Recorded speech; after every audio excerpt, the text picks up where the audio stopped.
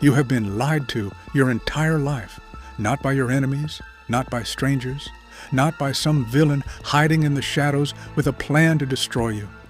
You were lied to by the one voice you trusted most, your own mind. And here's the terrifying part. You never even noticed.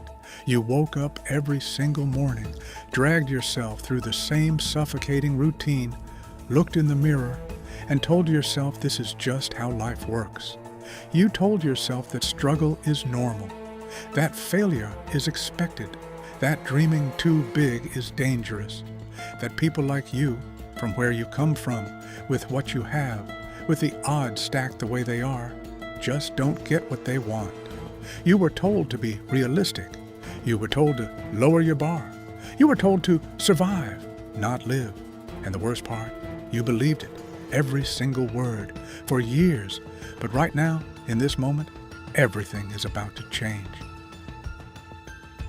Welcome back. This is the 100 Book Challenge. I am breaking down the most powerful psychological books ever written, one day at a time.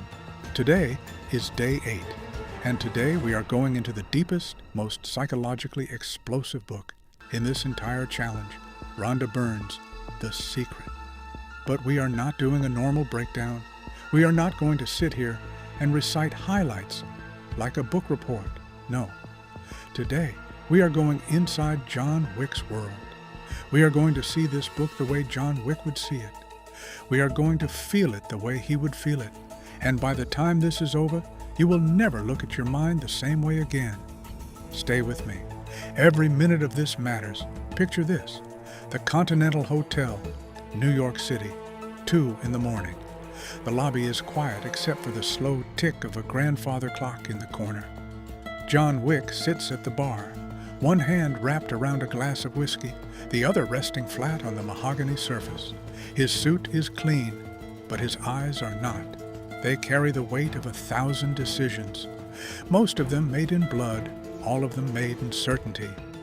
Winston, the manager of the Continental, walks over and sits beside him. He does not ask how John is doing. He already knows. Instead, he says something that sounds like a greeting, but lands like a prophecy. You, John, are a man who believes consequences into existence. John does not respond immediately. He just stares at the amber liquid in his glass, because he knows it is true. And that truth, that single devastating idea, is the entire foundation of The Secret. But before we get to the secret itself, I need you to understand something. Something that the book does not say directly, but that you will feel in your bones by the end of this video. The reason most people never change their lives is not because they lack talent. It is not because they lack opportunity. It is not because they were born in the wrong place or at the wrong time or to the wrong family. It is because they are running a program they never installed consciously. Think about your average day. You wake up. The first thought that enters your mind, what is it? For most people, it is something heavy, something worried, something that sounds like, I can't afford this, or I am so tired, or today is going to be another one of those days.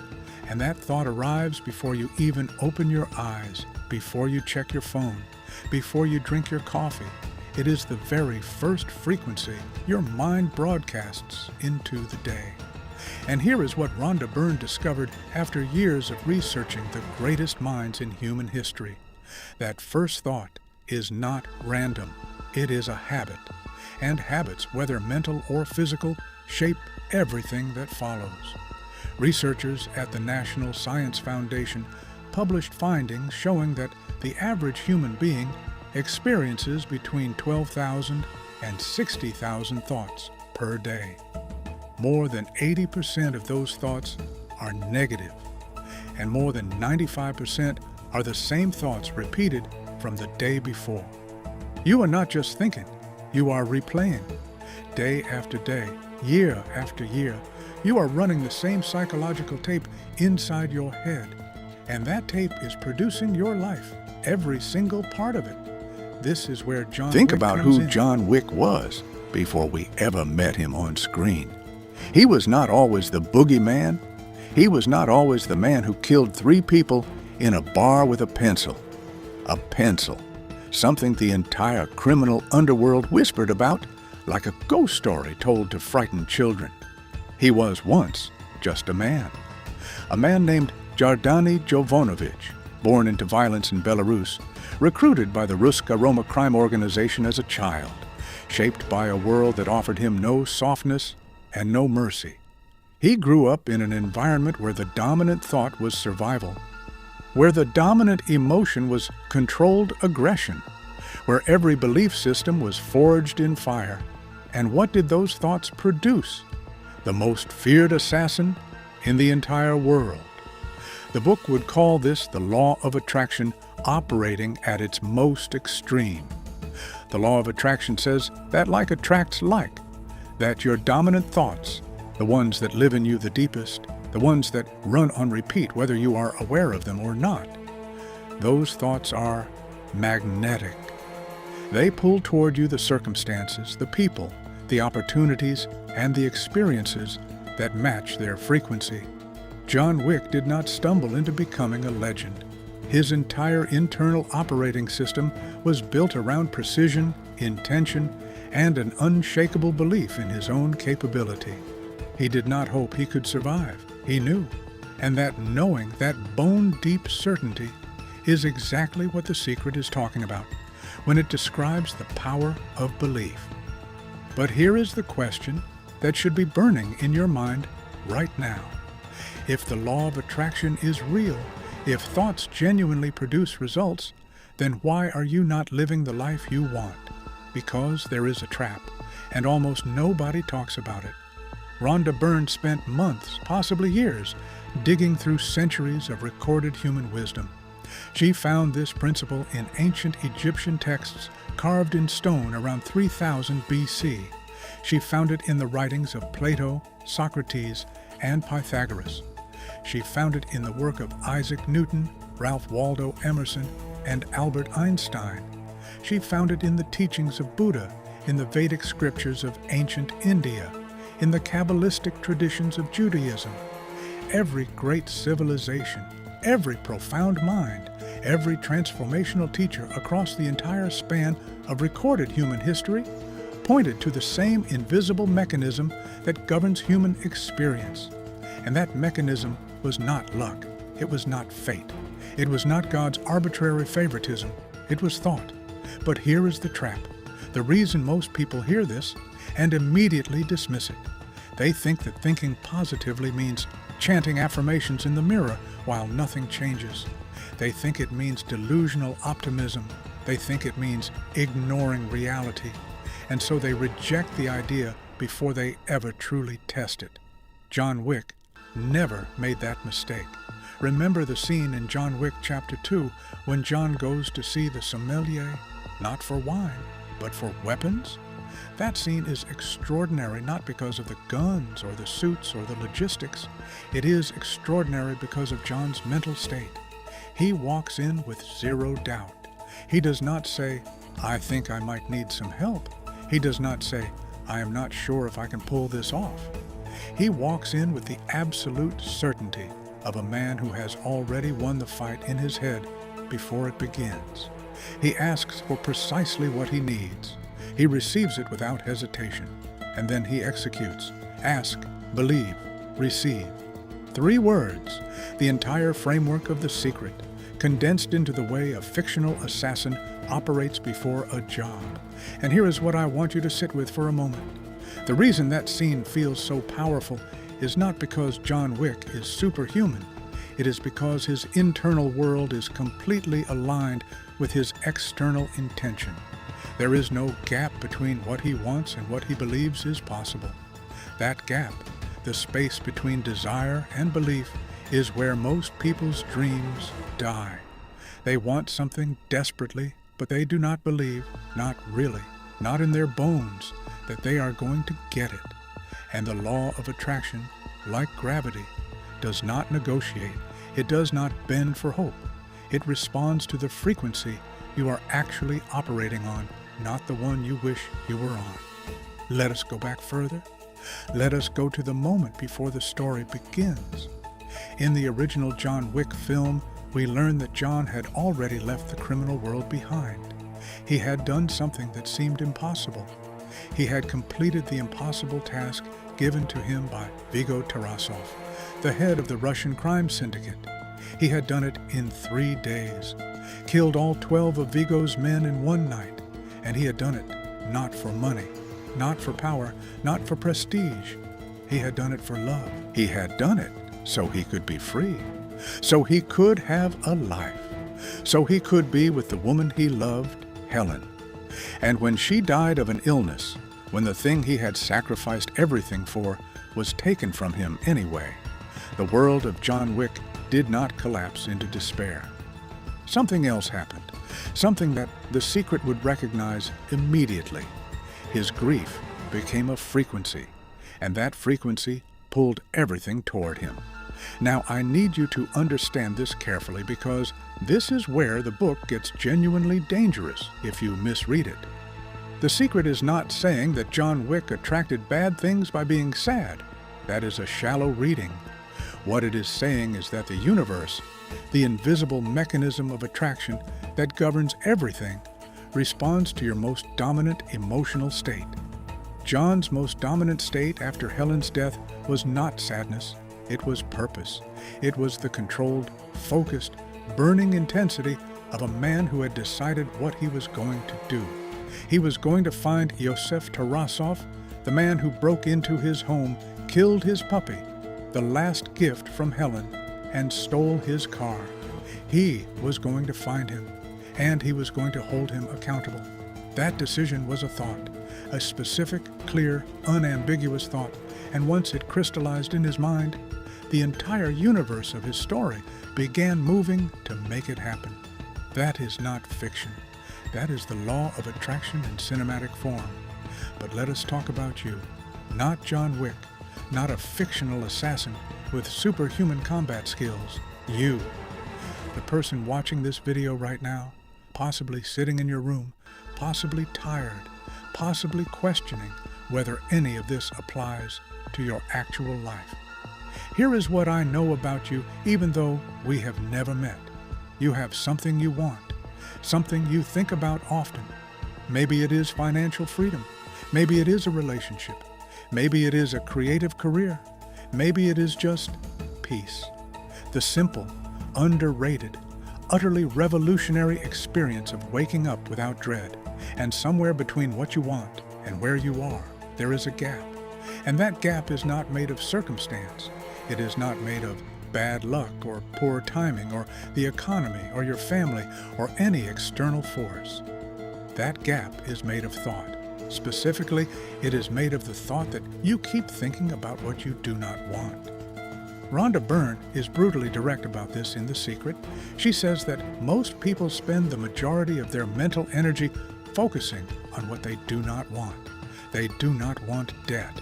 They do not want to be unhealthy. They do not want to be lonely. They do not want to fail. And because the law of attraction does not process the word not, because it simply responds to the subject of your dominant thoughts, whatever you are most intensely focused on is what you pull toward yourself. Think about the scene in John Wick Chapter 3 when John is on the run, excommunicated with a $14 million bounty on his head, in a massive city full of assassins, every single one of them hunting him. An ordinary person in that situation is thinking, I am going to die. There is no way out. The odds are impossible. And ordinary people die in situations like that. But John Wick is not thinking that. He is not focused on the bounty. He is not focused on the assassins. He is focused on the next step. Just the next step. Just the next 200 feet of road, as The Secret describes it, like the headlights of a car at night. You do not need to see all the way to your destination.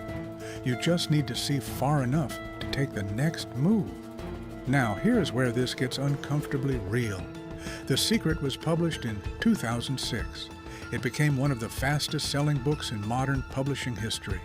It sold over 30 million copies worldwide It was translated into more than 50 languages. It generated a documentary, a follow-up book, an entire ecosystem of teachers and workshops and coaching programs. Oprah Winfrey called it one of the most powerful books she had ever encountered. It sat at the top of the New York Times bestseller list for years. And yet, the majority of people who read it felt it did not work. Why? Because they treated it like a passive experience. They read the book. They liked the ideas. They maybe wrote something down in a journal. They waited for the universe to deliver, and when nothing arrived in 2 weeks, they closed the book and called it a fraud. John Wick never waits for the world to deliver. He acts. This is the piece of the secret that most people miss because it is buried under the philosophy. The book talks about asking, believing, and receiving, but it also says, quietly, almost in passing, that when an impulse comes, when an inspiration strikes, when the universe nudges you toward action, you move immediately. You do not hesitate. You do not overthink. You do not ask for a meeting to discuss the meeting about the action you are considering taking. You act. He acts. This is the piece of the secret that most people miss because it is buried under the philosophy. The book talks about asking, believing, and receiving, but it also says, quietly, almost in passing, that when an impulse comes, when an inspiration strikes, when the universe nudges you toward action, you move immediately. You do not hesitate. You do not overthink. You do not ask for a meeting to discuss the meeting about the action you are considering taking. You act. In John Wick Chapter 2, there's a moment in the catacombs beneath Rome where John is being hunted by Cassian, one of the most skilled assassins in the world. A professional peer, a man who is nearly John's equal in every technical sense. And in that moment, John does not stop to analyze the odds. He does not calculate survival probabilities. He commits to a direction, and he moves with everything he has. That commitment, that complete alignment between decision and action, is the physical expression of what the secret calls receiving. You act as if you already have what you want. You move as though your outcome is inevitable. Because when you truly believe something is yours, your body does not hesitate. Let us talk about money, because that is why most people pick up this book in the first place. The chapter on money in The Secret is one of the most psychologically loaded passages in the entire book.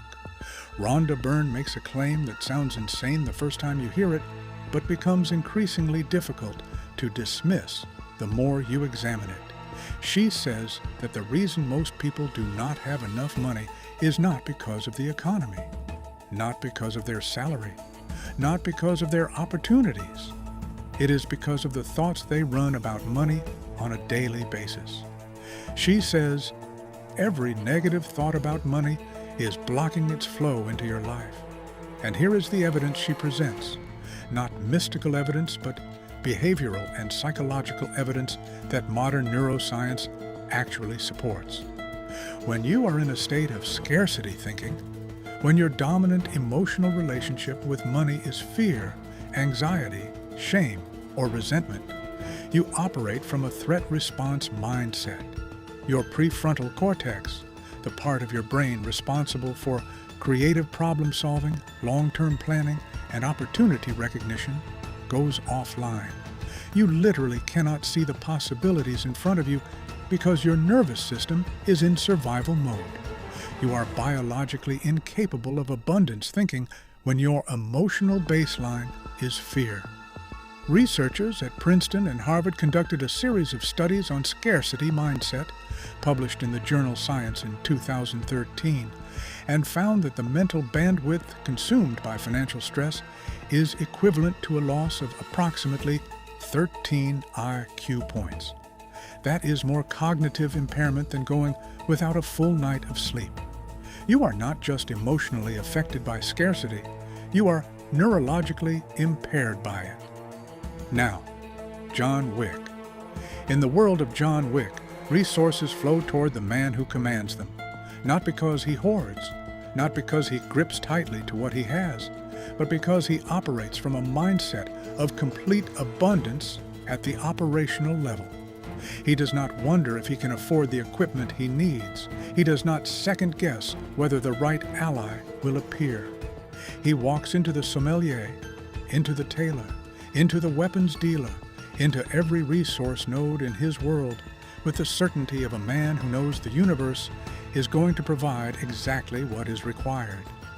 And it does, every time.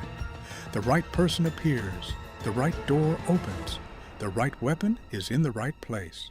This is not magic. This is what abundance thinking looks like in human behavior.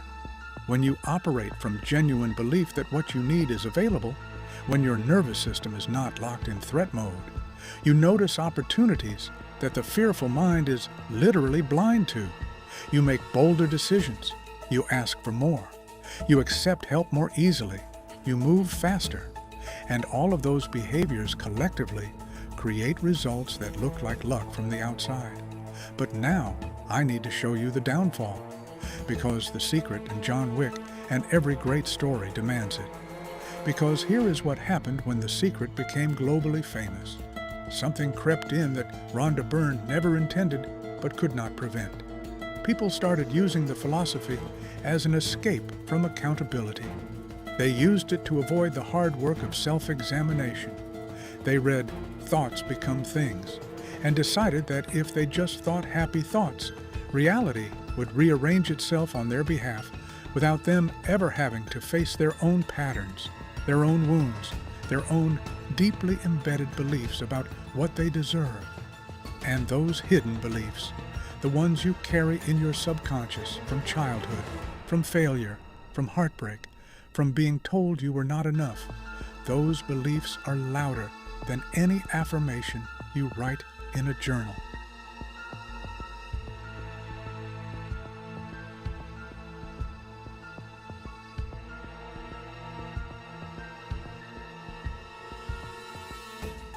In John Wick Chapter 4, we see John at his most broken.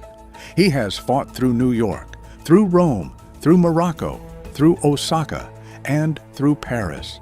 He has survived things that should have killed him a dozen times over.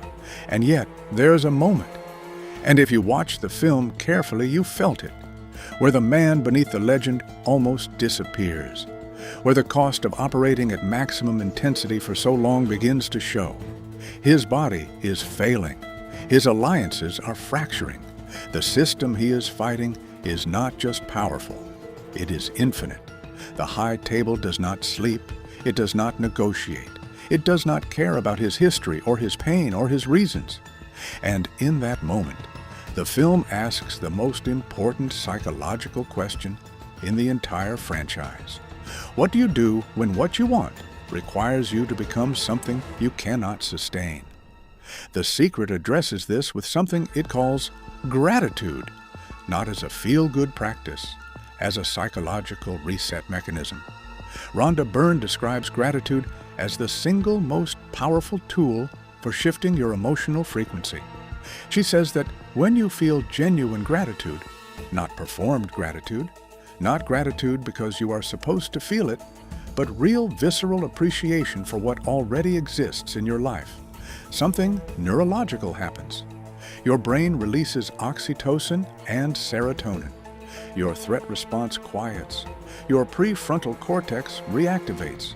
You stop contracting around fear and you begin expanding toward possibility. She recommends starting every morning before you even get out of bed with a deliberate act of gratitude. Find 5 things. Feel them genuinely.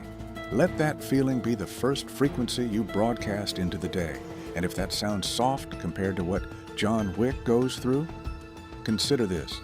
The moment in John Wick Chapter 1 that broke every audience member in the cinema was not a fight scene. It was not a car chase. It was John Wick sitting on the floor of his kitchen, holding a dead puppy alone in a house that was already emptied by grief. And the thing that made that scene devastate people was not the violence. It was the tenderness. It was the reminder that beneath the weapon, beneath the legend, beneath all of it, there was a man who loved, a man who was grateful for small things, for a dog, for a note, for the memory of a woman. Gratitude is not weakness. It is the internal architecture of a person who knows what matters. Now, I want to take you to what might be the most psychologically dangerous idea in the entire book: visualization. Rhonda Byrne dedicates significant space to what she calls mental imagery, the practice of seeing your desired outcome so clearly in your mind that your brain begins to accept it as reality. She is not making this up.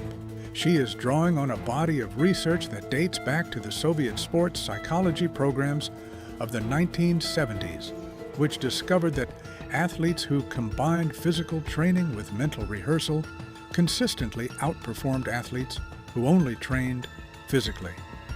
A study published in the journal Neuropsychology found that mental rehearsal of physical movements activates the same neural pathways as actually performing those movements.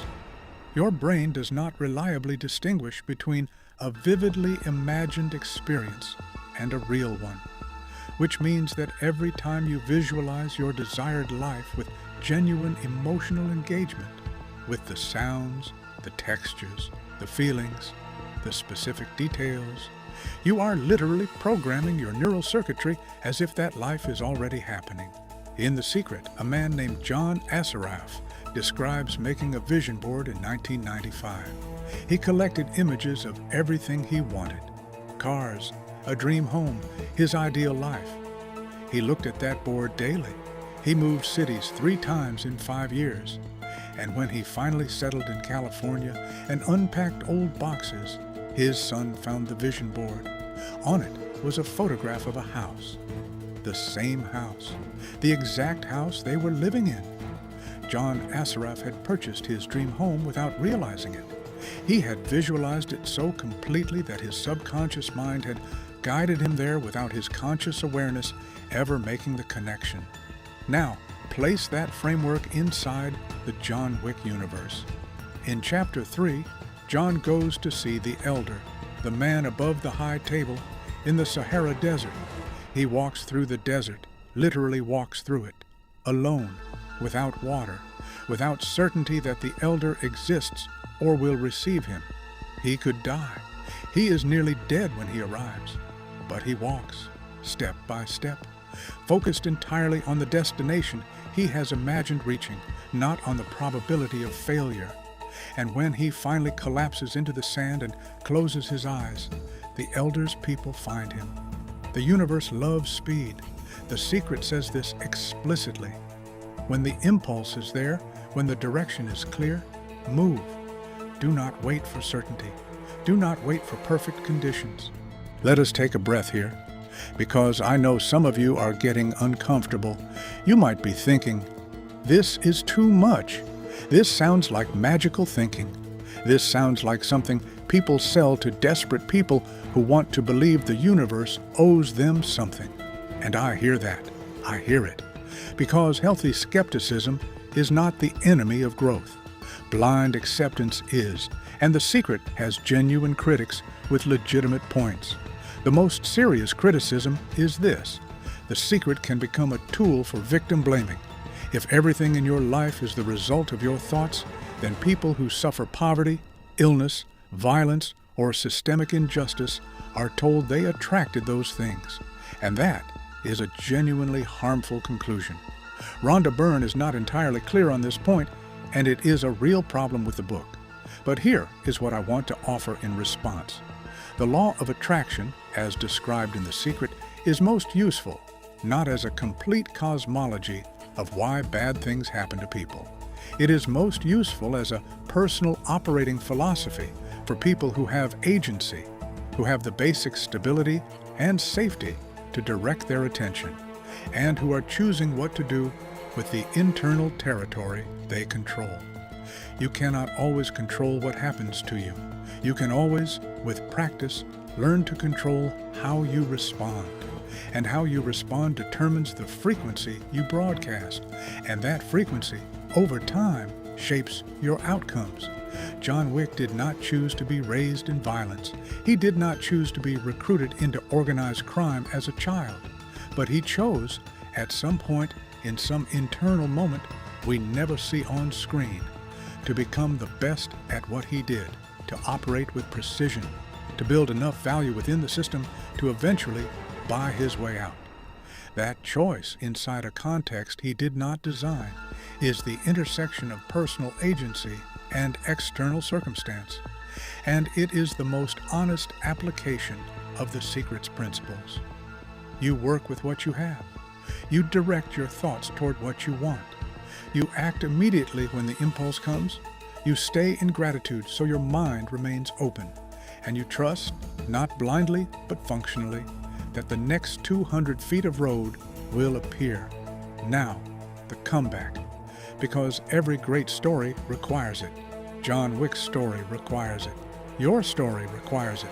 In John Wick Chapter 4, there is a sequence set in Paris that I want you to hold in your mind as a visual representation of what transformation looks like from the inside. John is fighting his way through the Arc de Triomphe, a roundabout where cars are constantly circling, and the fight choreography is shot from directly above in a single extended take. What you see from that perspective is extraordinary.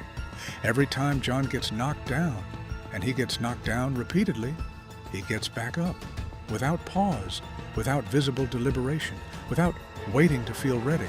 He gets knocked down, he gets up, he moves forward. This is the chapter in The Secret that most people skip past because it is not glamorous. It is the chapter about persistence. The law of attraction does not promise immediate results. It promises directional alignment.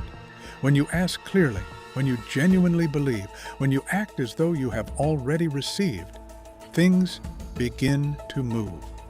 But they do not always move on your timeline.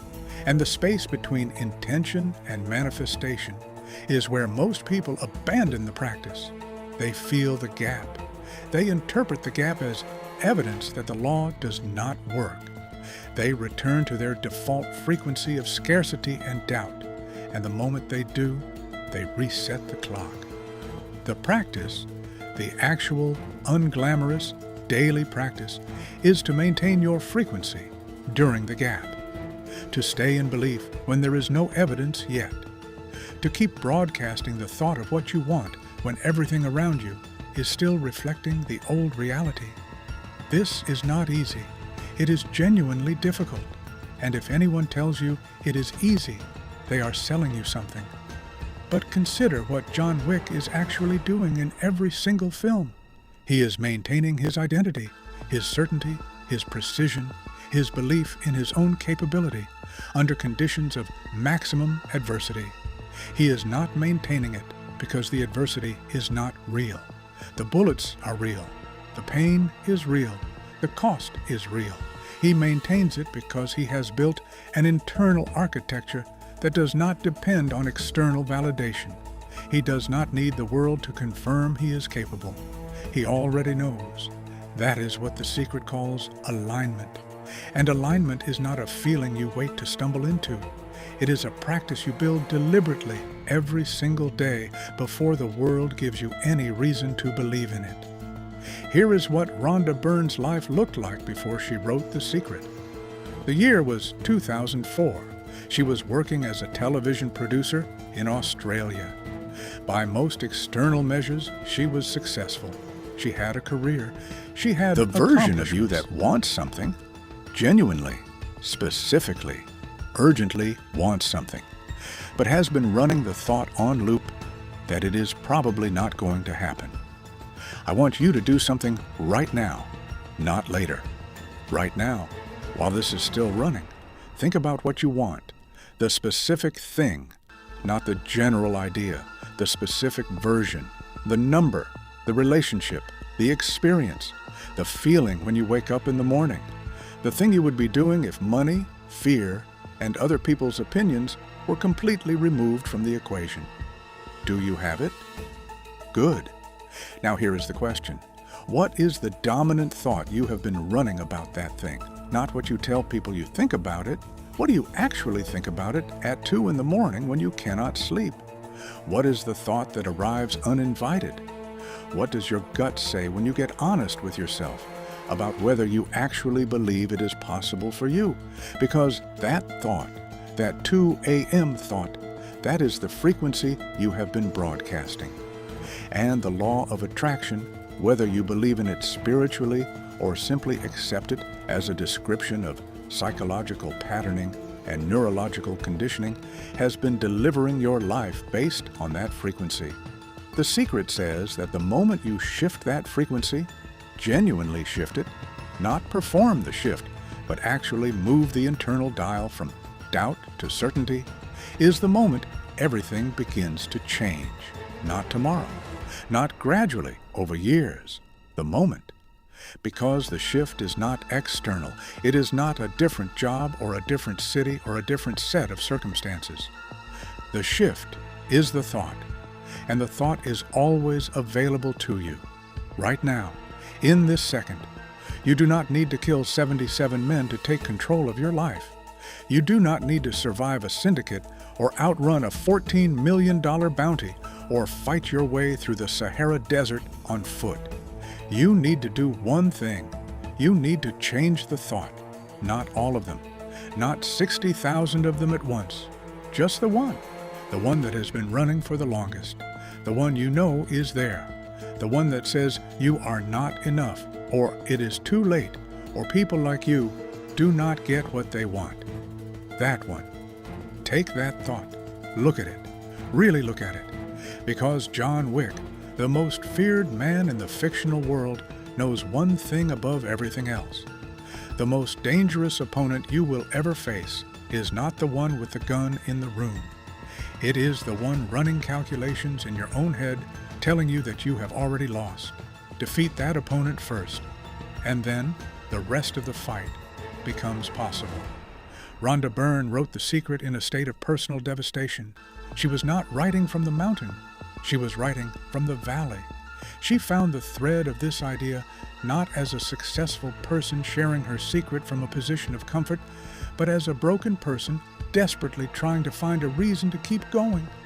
And what she found in the ancient texts, in the philosophical traditions, in the testimonies of people who had used this principle to transform their lives, what she found was not magic. What she found was dignity. The dignity of knowing that your mind is not your enemy, that your thoughts are not happening to you, that you are not a passive recipient of a life delivered by circumstance, that you are always, in every moment, the one doing the attracting.